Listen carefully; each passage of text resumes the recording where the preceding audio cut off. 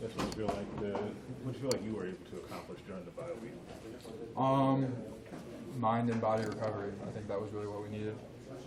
As a team, I think that's what we needed. Guys just took a couple of days away from football and away from this, and I think we came back today ready to go and more energized and focused. What did you do with your time? Spend it just hanging out with the guys, relaxing, watching movies, chilling out. Just resting the mind, resting the body.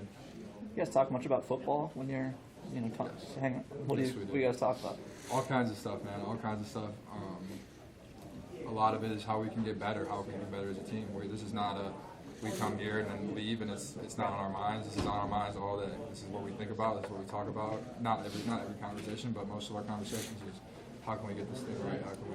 How can we be the best players that we can possibly be individually? This is not something that's just in this building.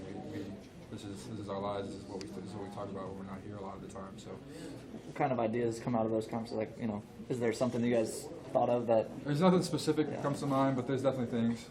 There's nothing specific really that comes to mind, but just different things helping. It's a lot of it is helping guys with things they need to work on, and a lot of individual stuff, and how we can help each other as a team, and those kinds of things. So, how about the physical side? When you have a week off, is there an ache or pain that kind of isn't there anymore because you have the time? Yes, I think that's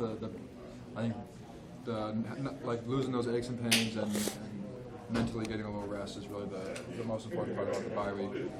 Guys just get to take a couple of days away. If you get a sore shoulder, sore knee, whatever it is, sore hip, you get a couple of days to not have to use it, not have to do it anymore. It helps a lot, just to be able to eat a bunch and relax and be able to come back ready to go. Do you see that translated to practice today? Yeah, I think there was a lot of energy at practice today. There's a lot of energy. We just got to keep bringing that for the last 4 games. What is Damian Jackson like as a teammate? Damian Jackson is one of the best teammates I've ever been around, just because, he's a little older than all of us, but you wouldn't really know that. He doesn't act like it. He acts like a really good human being and leader. I've never heard anyone say anything bad about Damian Jackson.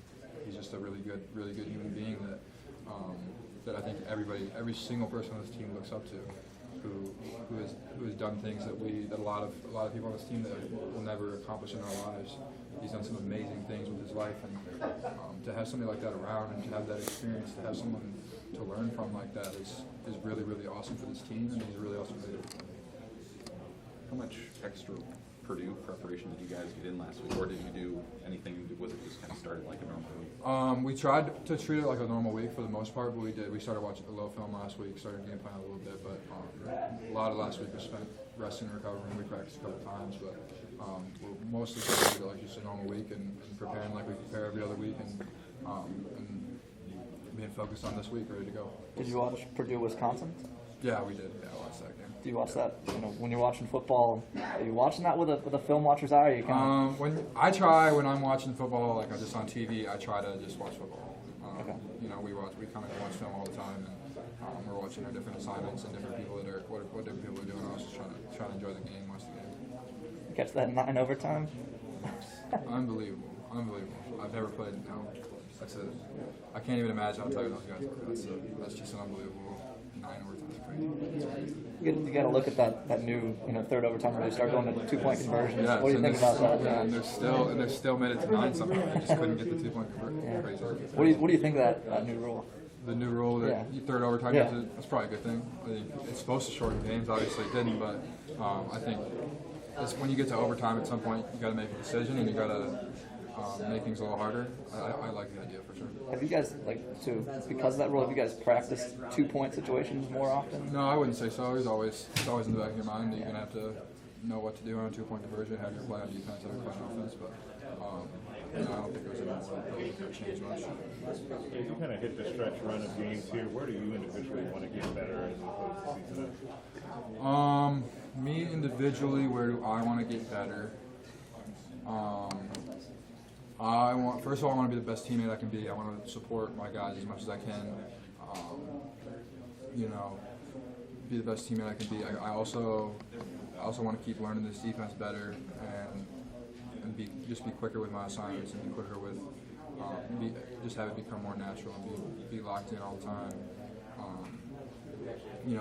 learning both Mike and Will, understanding both of those positions inside and out.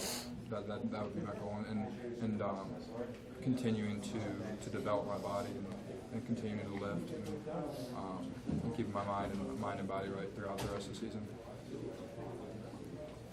Anything else for Chris? Chris, what was kind of your experience like when you entered the transfer portal last year? Scott Frost was talking this past week. They're looking to potentially take a few more guys like you that were looking to either move a level or looking to change situations. What was that experience like for you? But when did you go in, and when did you eventually settle on Nebraska as a team? How long was that for you? My experience was pretty quick, actually. I want to say I went in it like late last year, like October-ish, and I was not in there very long. These guys offered me like the next day, and I committed like a day or two later, just because I felt like it was the right situation for me, and that's where I wanted to go. And I felt like, these coaches have the best interest in mind, and I think I made the right decision as far as the people that are around me in this place. It's been awesome. So when you made that decision, were you initially like thinking, how am I going to try to go out and attract these other programs to be interested in me, coming from Northern Iowa, or Like in high school, you mean? well, yeah. I mean, it's Like when I was, no, that wasn't my goal at first. No, I was really happy with I still am really happy with my decision to go to UNI. I think I developed a lot as a human being and as a football player there. I think it was really good for me, and there's a lot of really awesome people there. I just think when there was a couple-month period where I knew I was graduating and I was thinking about it, and I talked to a lot of people about it, and I felt like that was the right decision for me. Did you have like a certain level that you wanted to get to, or were there certain teams that you were hoping were going to reach out? I'm from Michigan, so I grew up watching Michigan and Michigan State. I just thought this was a better situation for me. I really like this place. Anything else? Good deal.